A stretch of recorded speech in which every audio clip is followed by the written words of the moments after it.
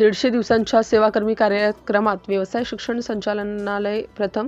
राज्य शासनाच्या 150 दिवसांचा सेवाकर्मी कार्यक्रम अंतर्गत सर्व मंत्रालयीन विभाग व त्यांच्या अधीनस्थ शासकीय आस्थापनांच्या स्तरावर विविध घटकांवर आधारित गुणांकन प्रक्रिया राबवण्यात आली. या कार्यक्रमात आकृतिबंध, सेवा प्रवेश नियम, पदोन्नती, सरळ सेवा भरती, गोपनीय अहवाल, अनुकंपा भरती, विभागीय चौकशी, IGOT प्रशिक्षण आणि HRMS या घटकांचा समावेश होता.